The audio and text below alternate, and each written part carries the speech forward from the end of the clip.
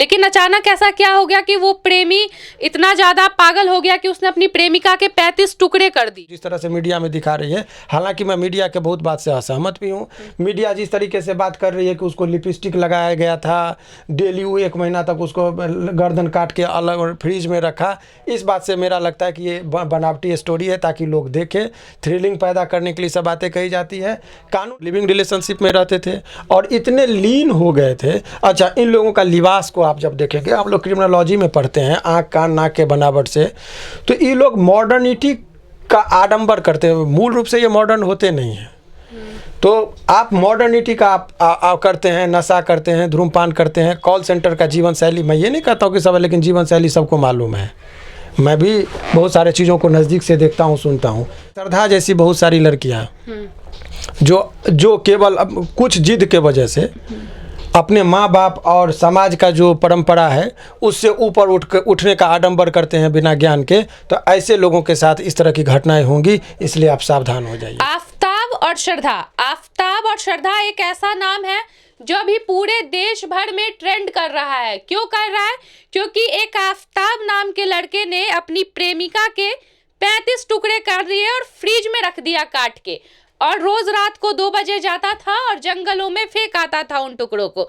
6 महीने बहुत आसानी के साथ, सावधानी के साथ रहा दिल्ली जैसे महानगर में। फिर एक दिन पुलिस आती है और उसे पकड़ के ले जाती है और उससे ये बयान उगलवाती है। अभी हमारे साथ अभिवक्ता शिवनंदन भारती हैं, हर एक मामले पे बहुत बेबाकी के साथ बोलते हैं और काफी जाने माने चेहरा बन चुके हैं बिहार में। इनसे हम बात करेंगे। सर, इसमें गलती किसकी है, आफताब की या श्रद्धा की? मेरे नज़र से दोनों की गलती है। जितनी आफताब की गलती है उससे कम मैं गलती श्रद्धा का नहीं मानता हूँ। क्योंकि आप जब शादी करते हैं, जीवन साथी चुनने की बात करते हैं, प्रेम करते हैं, संबंध बनाते हैं, तो समाज के जो परंपरा है उसके विरुद्ध जाके आप सोचते हैं।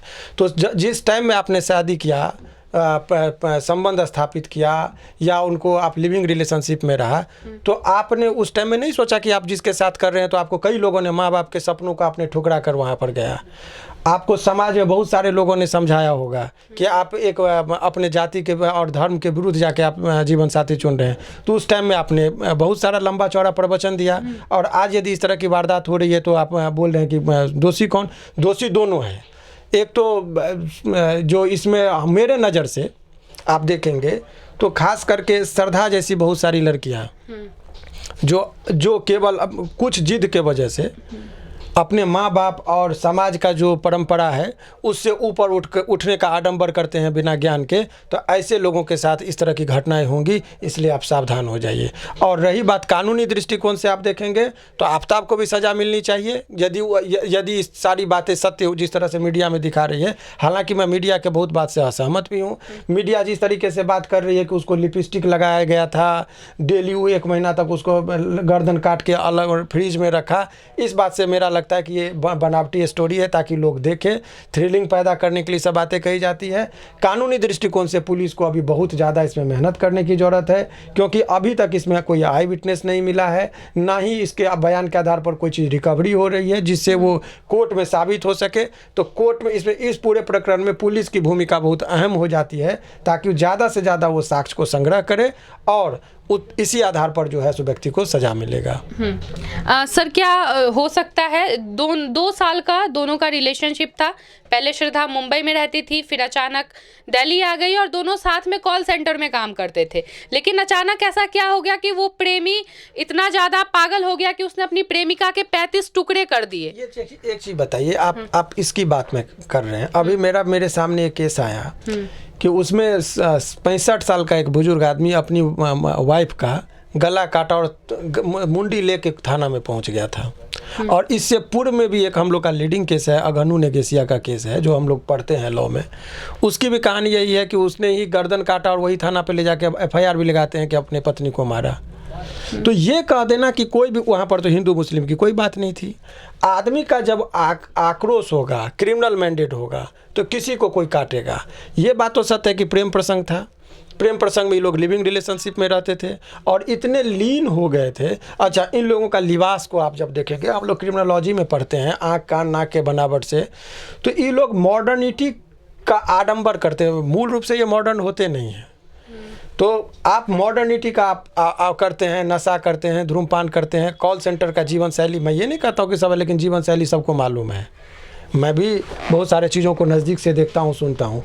तो आप कुछ गलत चीज़ों के आदी हो जाते हैं। तो ये सब चीज़ में पढ़ने से जो है सोता है, बाकी पुलिस अपना काम कर रही है। लेकिन युवा वर्ग को, खास करके लड़कियां जो ये उम्मीद में रहते हैं कि मेरा अफजल ऐसा नहीं हो सकता है, वो लोग ज़रूर सावधान रहें कि जब आप धर्म से बियॉन्ड जाकर शादी करेंगे तो इस सब चीज़ की खतरा बनी रहती है। इसीलिए आप सावधान रहिए, यही मेरा लोगों को। सर, कानूनी तौर पे तो इस चीज़ को आज़ादी मिल गई है कि आप धर्म के विरोध होके शादी कर सकते हैं, प्रेम प्रसंग कर सकते हैं, तो यहाँ पे ये चीज़ गलत कैसे हो सकती है? देखिए, मैं बहुत अच्छी बात आपने कहा कि देखिए, कानूनी मान्यता और सामाजिक मान्यता दोनों दो अलग अलग चीज़ है। बहुत चीज़ को कानूनी रूप से मान्यता मिली है, लेकिन समाज में उसके सोशल एक्सेप्टेबिलिटी अभी नहीं है। तो उसका, मैं ये नहीं कहता कि आप समाज में जो चीज़ है वो, लेकिन इसका सोशल रिएक्शन होता है, उस चीज़ को फेस करने की भी आप में शक्ति है, तब सोसाइटी के अगेंस्ट जाइए। आप में वो क्षमता होनी चाहिए सामंजस्य करने की या उससे लड़ने की, तभी तो आप करेंगे। अदरवाइज आपको एक आध आदमी को इस तरह का ये करना ही पड़ेगा।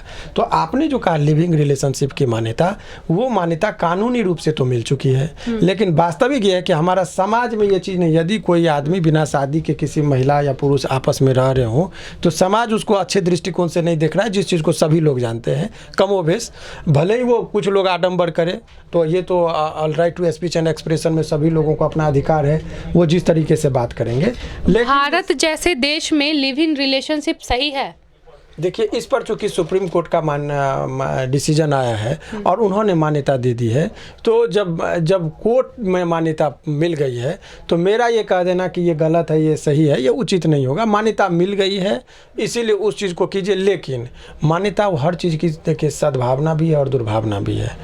ऐसे लोगों को जो लिविंग रिलेशनशिप का केवल उस पोर्शन को देखते हैं जो इसकी बुराई है, इसकी अच्छाई भी बहुत है, उस पोर्शन को इन्होंने नहीं देखा।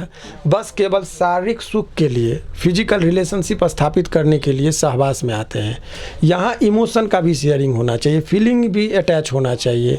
साइकोलॉजी लिव इन रिलेशनशिप में अच्छी बात क्या है? देखिए, लिविंग रिलेशनशिप की अच्छी बात पर यदि आप गौर करेंगे तो उन लोगों के बारे में आप समझिए कि कोई लोग अनाथ हैं और वो लोग को कोई आदमी एक्सेप्ट करना चाह रहा है। समाज में बहुत लोगों को होता है कि माँ बाप उसको एक्सेप्ट नहीं कर रहा है, तो बोला कि चलो ठीक है, हम अपने माँ बाप के भी कद्र करते हैं भावना का।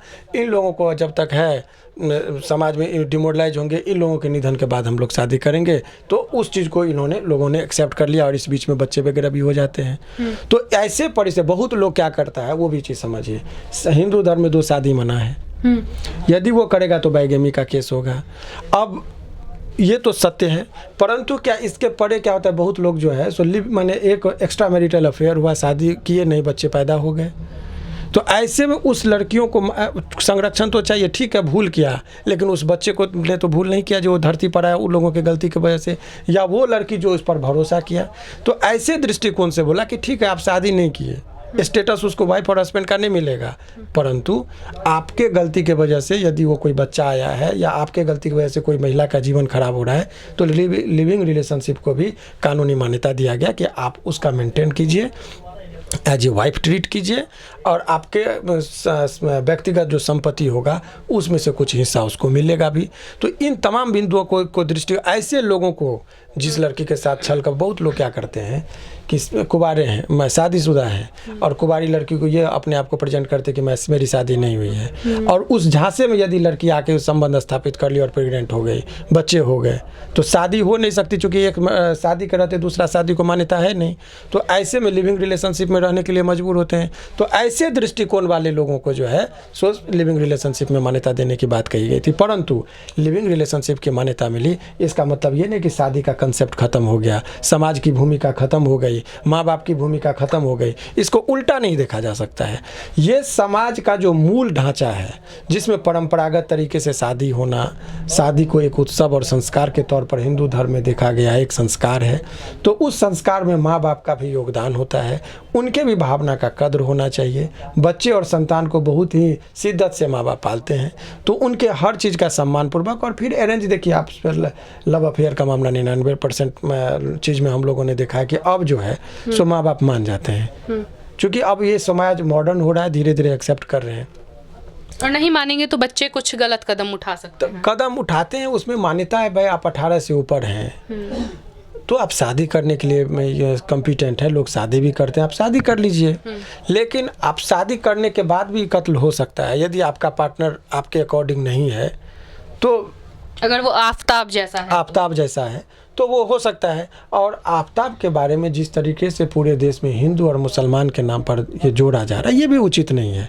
कोई भी क्रिमिनल हिंदू भी हो सकता है, मुसलमान भी हो सकता है, लेकिन जहाँ तक आफ्ताब का बात है। सर, लोगों के द्वारा कहा जाता है कि अभी तक ऐसा जो भी केस आया है वो मुसलमानों द्वारा ही किया गया है हिंदू लड़कियों के ऊपर। देखिए, इस बात से उदाहरण अनेकों हैं, बहुत ज़्यादा उधर मुसलमानों के प्रति इस तरह का रहा है, तो भी क्यों नहीं लड़कियां सीखती हैं भाई। तो यदि ये उदाहरण है तो इस चीज़ में लोगों का क्या व्यू है उससे मैं थोड़ा अलग सोचता हूँ। मेरा ये मानना है कि कोई भी आदमी किसी भी जाति और किसी भी धर्म में और किसी भी मजहब में क्रिमिनल हो सकते हैं।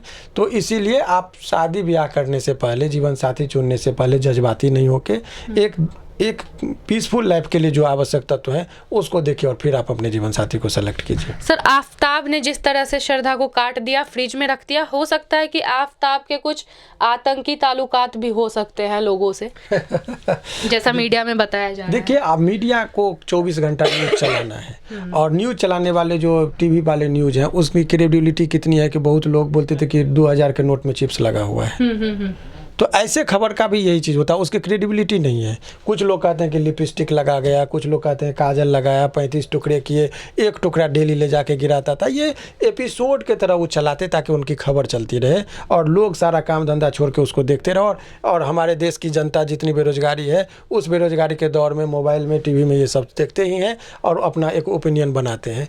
इसीलिए उन लोग, हर आदमी अपना मार्केटिंग कर रहा है। तो आपका क्या समझदारी है वो आपके ज्ञान पर निर्भर करता है कि आप क्या देखते हैं। पेरेंट्स भी काफ़ी ज़्यादा परेशान हो गए हैं जिनकी बच्चियां बाहर रह रही हैं, लगातार उनसे फ़ोन करके बात करते हैं, क्या आपका तो इस तरह का कोई मामला नहीं है, मुझे बता दीजिए। तो पेरेंट्स को किस तरह से काम लेना चाहिए? देखिए, ये तो इस तरह की घटनाओं का प्रभाव समाज पर पड़ता ही है और समाज चूँकि एक दूसरे से जुड़ा हुआ है तो हर आदमी अपने बच्चे के सेफ्टी के लिए सोचते हैं।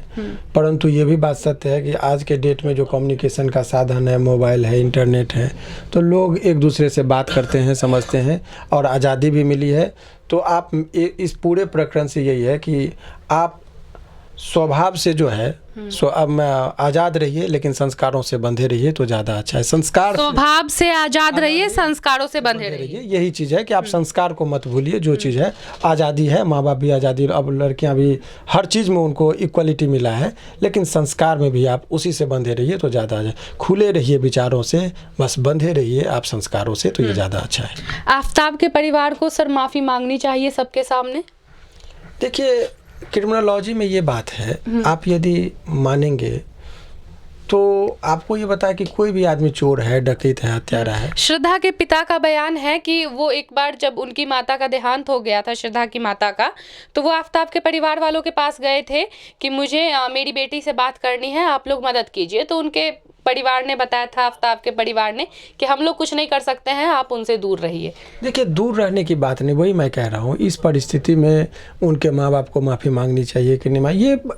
ये माँ बाप का कैसे इसमें क्या रोल हो सकता है?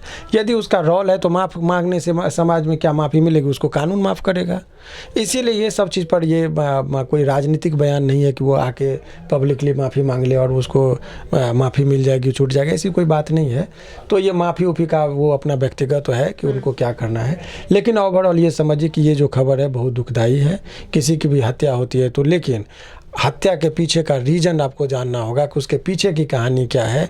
क्या हत्या हो गई, हत्या क्यों हुआ, उसके पीछे क्या स्टोरी है, इस चीज़ को पकड़ने की ज़रूरत है, जिस पर किसी का एंगल नहीं है।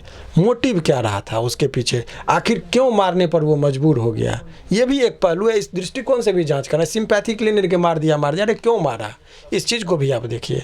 क्या इसके पीछे और कोई कहानी है? यदि है तो फिर हम लोग देखेंगे, सोचेंगे, समझेंगे। तो जैसा कि आप देख रहे थे, आफ्ताब और श्रद्धा के बारे में हम लोगों ने बात किया। और शिवनंदन भारती जो अभी काफ़ी जाने माने वकील बन चुके हैं बिहार में, उन्होंने सारी बातें खुल के बताई कि क्या मामला हो सकता है आफताब और श्रद्धा का। तो आप ये रिपोर्ट देख रहे थे HT भारत के माध्यम से। मैं थी आपके साथ हिमांशी ठाकुर। तब तक के लिए बने रहिए। बहुत बहुत धन्यवाद।